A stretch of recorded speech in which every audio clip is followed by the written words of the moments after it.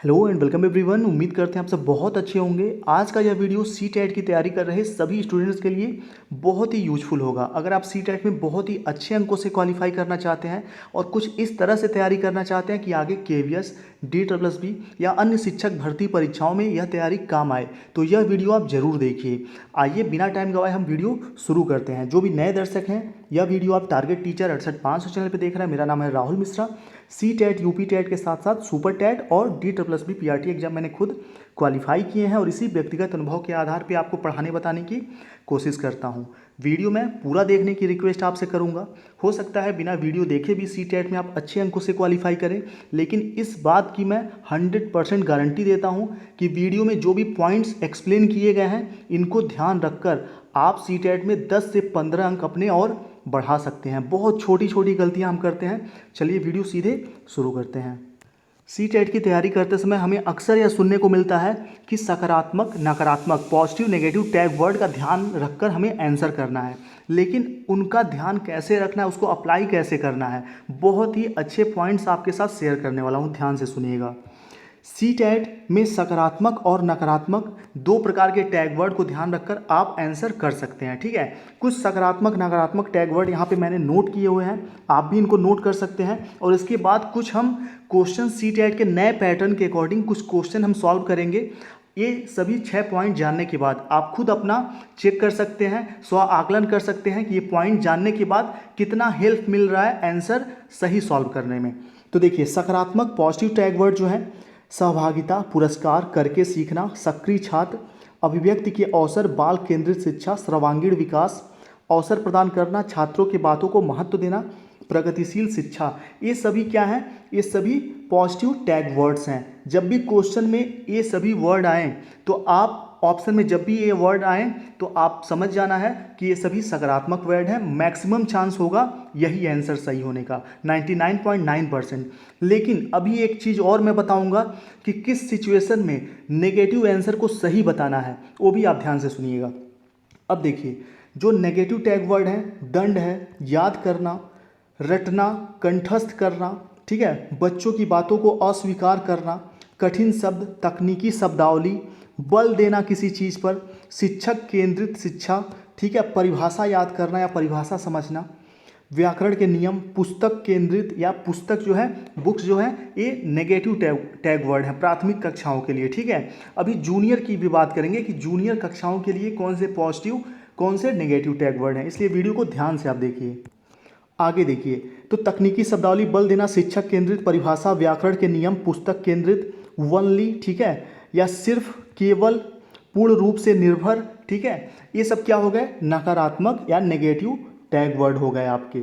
इनको ध्यान रखना है। लेकिन यहाँ पे आप एक चीज़ और है, नोट है आपके लिए, कभी कभी नकारात्मक उत्तर भी देना होता है। इसके बारे में हम अभी आखिरी में बात करेंगे कि कौन से सिचुएशन में, मैं क्वेश्चन के थ्रू आपको समझाने की कोशिश करूँगा कि किस सिचुएशन में नेगेटिव आंसर सही होगा।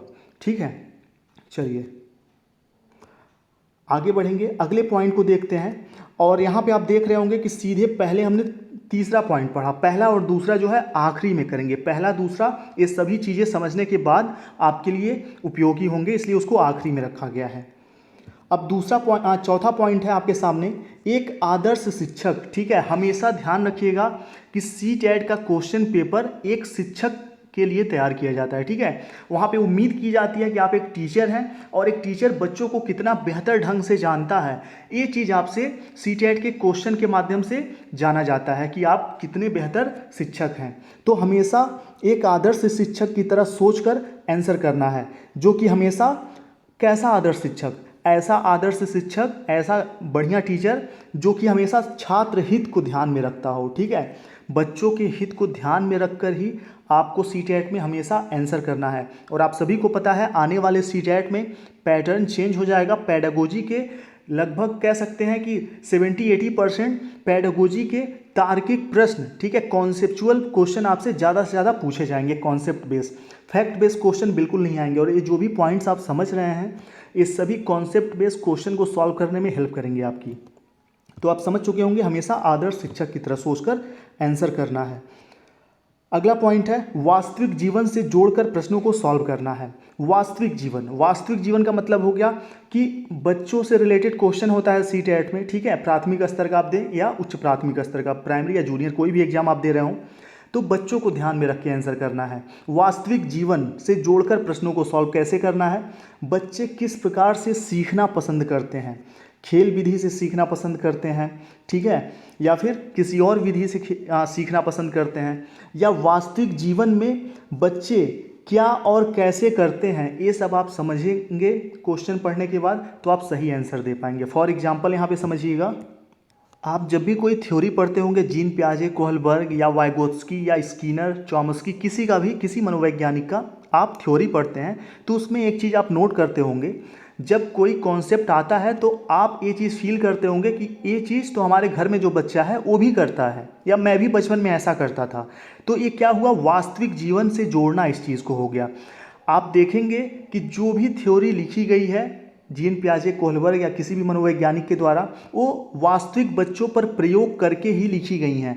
तो अगर आप वास्तविक बच्चों को, ठीक है, अपने घर के आस पड़ोस के बच्चों को ध्यान में रखकर सीटेट के किसी भी क्वेश्चन का आंसर करेंगे तो बहुत मनोवैज्ञानिकों की थ्योरी बिना पढ़े भी आप सही आंसर कर पाएंगे, ठीक है। तो वास्तविक जीवन से कैसे जोड़कर आंसर करना है इस चीज़ को आप समझ चुके होंगे। चलिए आगे बढ़ते हैं। अब देखिए, वास्तविक जीवन से इस तरह से भी आप जोड़ सकते हैं, खुद को आप एक बच्चा समझ लें कि मैं अगर छोटा होता तो मेरे लिए सबसे बेहतर ऑप्शन कौन सा होता, ठीक है, किस तरीके से मैं सबसे बेहतर ढंग से सीखता, कौन सा ऑप्शन मेरे लिए सबसे उपयुक्त होता, ठीक है, ये सारी चीज़ें हैं। हर हाल में वही सकारात्मक उत्तर सही होगा जिसमें छात्र हित जुड़ा होगा, ठीक है, ये चीज़ ध्यान रखना है। मान लीजिए ऑप्शन में चार ऑप्शन हैं, पहला, दूसरा, तीसरा, चौथा, और चारों क्या है, पॉजिटिव वर्ड वाले आंसर हैं, तब तो आप कंफ्यूज हो जाएंगे कि चारों के चारों पॉजिटिव हैं, यहाँ पे हम नकारात्मक तो कोई दिख नहीं रहा है, सभी सकारात्मक आंसर हैं, तो कौन सा सही होगा। तो उस सिचुएशन में आपको ध्यान में रखना है कि जो ऑप्शन छात्र के हित में सर्वाधिक बेहतरीन होगा वही आंसर सही होगा। इसमें आप एग्जाम्पल समझिए। देखिए, अगर प्रश्न पूछता है कि आप एक शिक्षक हैं, कक्षा तीसरी का बच्चा या कक्षा चौथी का बच्चा, ठीक है, वह गणित में हासिल वाले या मतलब कोई भी क्वेश्चन बार बार समझाने पर भी गलत करता है, तो एक शिक्षक के रूप में आप क्या करेंगे। तो चार ऑप्शन वहाँ पे होंगे।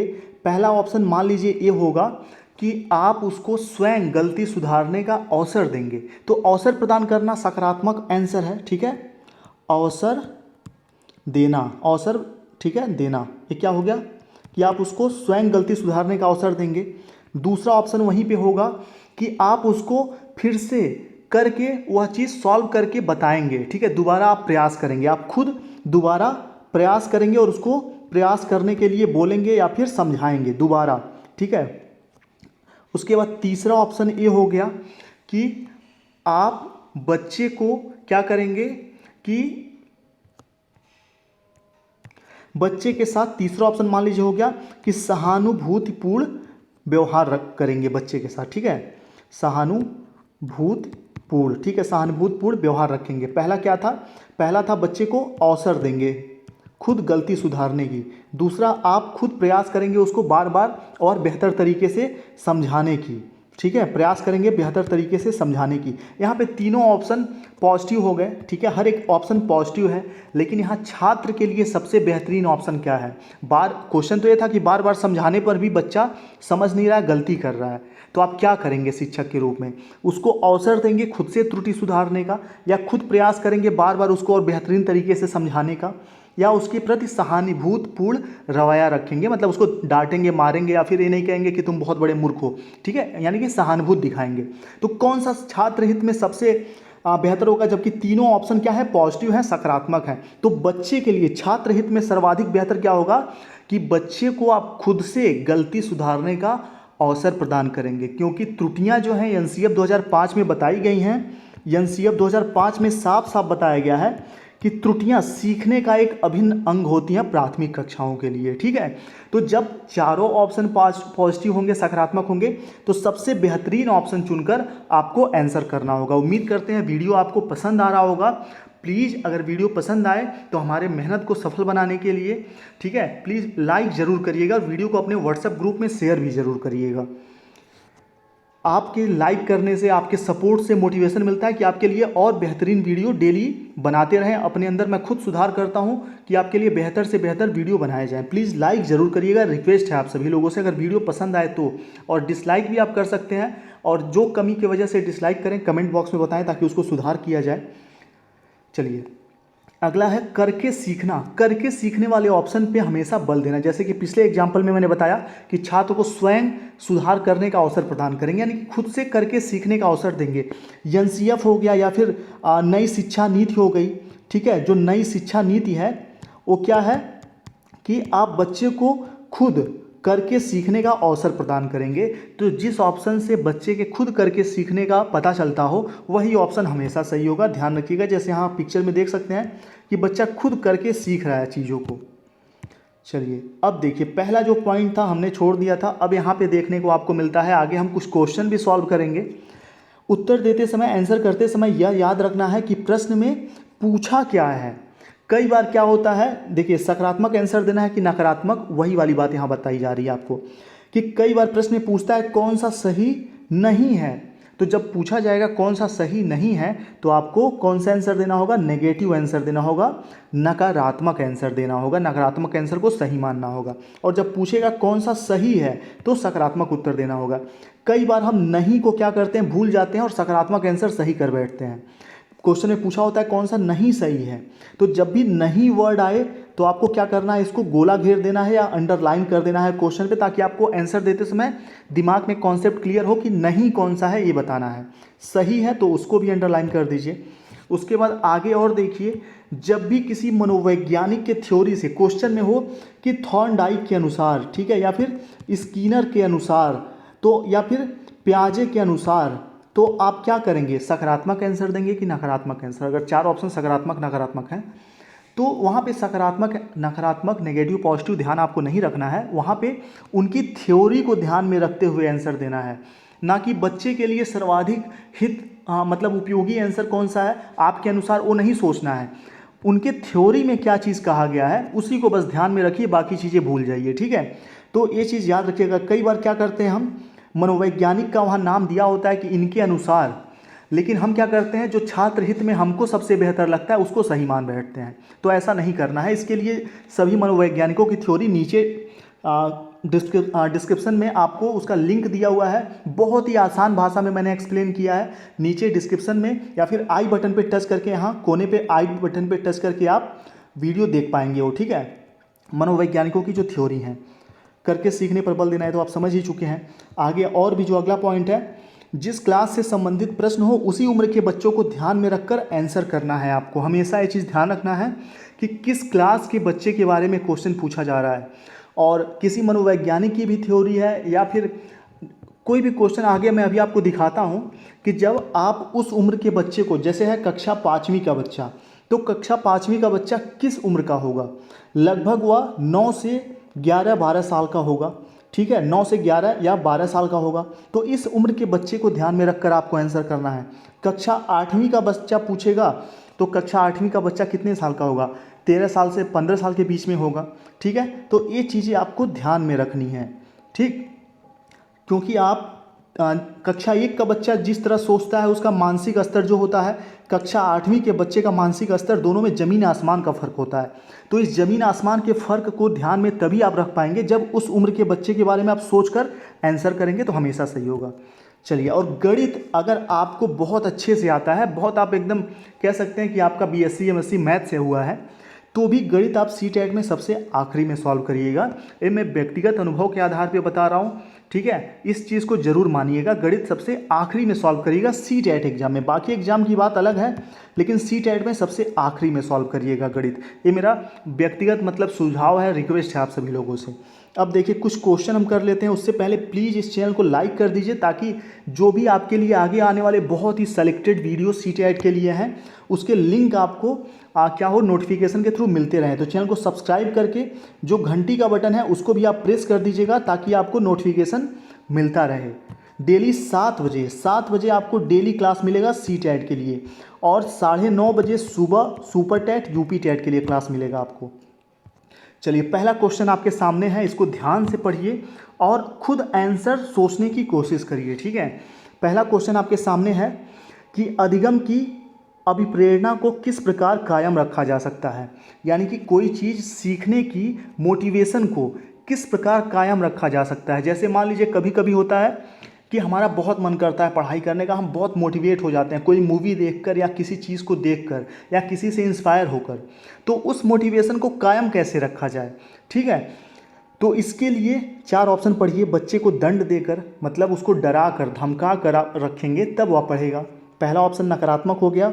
चलिए आप भी अपने आंसर सोच लीजिएगा कि कौन सा सही है। कट गया। प्रवीणता अभिमुख लक्ष्यों पर जोर देकर, दूसरा कुछ समझ नहीं आया ऐसे ही छोड़ दीजिए, मतलब इसको समझ में तो आया लेकिन अभी छोड़ दीजिए ऐसे। तीसरा ऑप्शन है बच्चों को बहुत आसान क्रियाकलाप देकर या यंत्रवत याद करने पर बल देकर। तो याद करने पर जोर देना नकारात्मक हो गया, आंसर कट गया। बहुत आसान, ठीक है, ये भी कट गया। आसान या सरल, कठिन, ये सब नकारात्मक टैग वर्ड हो गए। तो पहला दंड है, ये भी कट गया। यानी कि पहले ऑप्शन में नकारात्मक टैग वर्ड मिल गया, चौथे में नकारात्मक, तीसरे में नकारात्मक। तो अगर यह प्रश्न आपको समझ में नहीं भी आया, ठीक है, 4 ऑप्शन आपको समझ में नहीं भी आए, तो नकारात्मक आंसर को काटने के बाद जो एक ऑप्शन बचा है वही सही हो जाएगा, दूसरा। और यही पूछा होता कौन सा सही नहीं है, ठीक है, कौन सा सही नहीं है तो दूसरा आंसर सही होता, लेकिन पूछा है कौन सा रखा जा सकता है, किस प्रकार कायम रखा जा सकता है। तो प्रवीणता अभिमुख लक्ष्यों पर जोर देकर, ठीक है। चलिए आगे बढ़ेंगे। अगला प्रश्न आपके सामने है, एक यहाँ पे ध्यान से देखिए प्रश्न को और खुद आंसर करने की कोशिश करिए। जो बातें मैंने अभी आपको थोड़ी देर पहले बताई उनको ध्यान में रखकर आप खुद आंसर करिए, देखिए आपके आंसर सही होते हैं कि नहीं। अगला प्रश्न है, निम्न में से अध्यापन अधिगम का सबसे प्रभावशाली माध्यम कौन सा है। अध्यापन अधिगम का, ठीक है, सबसे टीचिंग लर्निंग का सबसे प्रभावशाली माध्यम कौन सा है। विषय वस्तु को यंत्रवत याद कराना, मतलब आप एक शिक्षक हैं, बच्चों को कुछ सिखा रहे हैं तो कैसे सिखाएंगे, याद कराकर, बिल्कुल गलत, कट गया। संकल्पनाओं के बीच संबंध खोजना, ये होल्ड करते हैं। तीसरा ऑप्शन है बिना विश्लेषण के अवलोकन करना। तो जब भी बिना विश्लेषण के आप अवलोकन करेंगे, बिना खोजे जांचे किसी चीज़ को समझे अवलोकन करेंगे, ठीक है, उसको समझने की कोशिश करेंगे, जांच करेंगे, तो हमेशा गलत हो जाएगा। तो बिना किसी चीज़ को सोचे विश्लेषण किए आपको अवलोकन नहीं करना है। अनुकरण, नकल करना या दोहराना, ये नकारात्मक टैग वर्ड हो गया, ठीक है। दोहराना किसी चीज़ को, जैसे मैं पढ़ रहा हूँ, बच्चे पढ़ पढ़ के वही दोहराएं, ये क्या है, अच्छी तकनीक नहीं है प्राथमिक कक्षाओं के लिए, ठीक है। चलिए तो यहाँ क्या बचा, दूसरा ऑप्शन बचा, संकल्पनाओं के बीच संबंध खोजना, यही ऑप्शन सही हो जाएगा। अगला देखते हैं। अगला प्रश्न आपके सामने है, एक अध्यापिका, आप जिस भी मीडियम से रिलेटेड हैं, हिंदी या इंग्लिश, यहाँ पे दोनों तरह के क्वेश्चन हैं। आगे जो भी वीडियो मिलेंगे आपको हिंदी इंग्लिश दोनों में मिलेंगे ताकि आपको समझने में आसानी हो। एक अध्यापिका को दिए गए किसी कार्यकलाप में छात्रों की विभिन्न त्रुटियों का विश्लेषण करना चाहिए, क्योंकि इसके आधार पर वह दंड की मात्रा तय कर सकती है। मतलब कोई भी कार्यकलाप है, क्रियाकलाप है, ठीक है, उसमें बच्चों की त्रुटियां आपको क्यों ढूंढनी चाहिए। एज ए टीचर, कोई भी मान लीजिए आपने होमवर्क दिया, उसमें जो आप त्रुटियां ढूंढेंगे, या बच्चों को कोई आपने काम दिया उसमें त्रुटियां ढूंढ रहे हैं एक शिक्षक की तरह, तो त्रुटियों के ढूंढने का अर्थ क्या है, उसका मतलब क्या है, या फिर आप त्रुटियां क्यों ढूंढ रहे हैं। बच्चों को दंड देने के लिए, बिल्कुल गलत। त्रुटियों की समझ अध्यापन अधिगम प्रक्रिया के लिए अर्थपूर्ण है, दूसरा होल्ड करते हैं। तीसरा, इसके आधार पर वह ज़्यादा त्रुटियां करने वाले छात्रों को, देखिए कभी भी अलगाववाद की भावना नहीं होना चाहिए, ठीक है, कि बच्चों को आप अलग अलग श्रेणियों में बांटें, ये बिल्कुल गलत है। चौथा ऑप्शन है आपके सामने, अधिगम केवल त्रुटियों के शोधन पर निर्भर करता है। केवल, मैंने कब कहा था ना, सिर्फ, केवल, ये सब क्या है, नकारात्मक टैग वर्ड है। तो पहला कट गया यहाँ पे, चौथा कट गया, ठीक है। दूसरे छात्रों से अलग करना, तीसरा ऑप्शन कट गया। बचा क्या, दूसरा, त्रुटियों की समझ अध्यापन अधिगम प्रक्रिया के लिए अर्थपूर्ण है।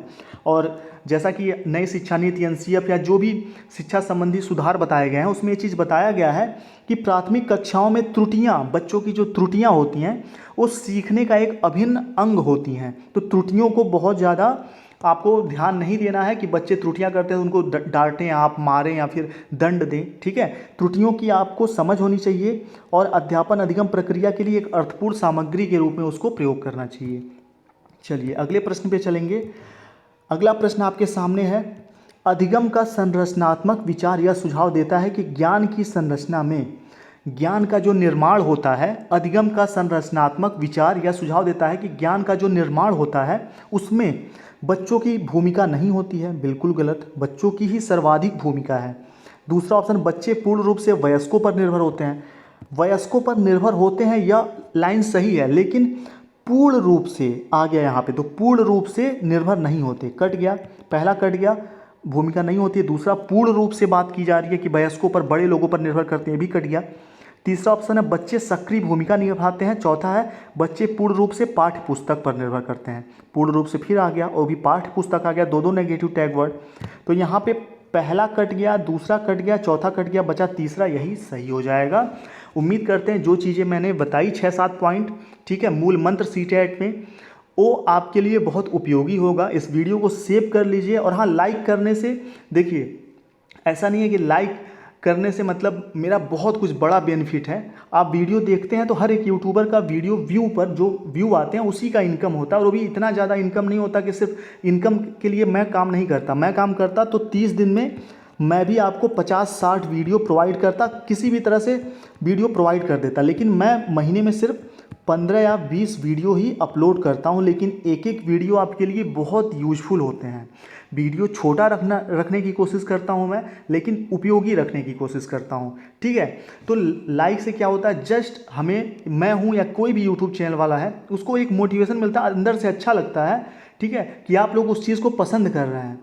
और हाँ, जो कमियां हैं हमारे अंदर, मेरे अंदर, आप वो कमेंट बॉक्स में बताइए, ज़रूर मैं उसको सुधार करूँगा, ठीक है। चलिए मिलते हैं आप सभी लोगों से नेक्स्ट वीडियो में। चैनल को सब्सक्राइब कर लीजिए, बेल आइकन प्रेस कर लीजिए, और प्लीज़ वीडियो को शेयर जरूर करिएगा अपने व्हाट्सएप ग्रुप में, अगर आपको थोड़ा सा भी वीडियो पसंद आया है तो। नए वीडियो के लिए सब्सक्राइब जरूर कर लीजिएगा, ठीक है। मिलते हैं आप सभी लोगों से नेक्स्ट वीडियो में। Thank you. 7 बजे का क्लास रहेगा सीटेट के लिए, हमेशा एग्जाम होने तक ध्यान रखिएगा, 7 बजे शाम को।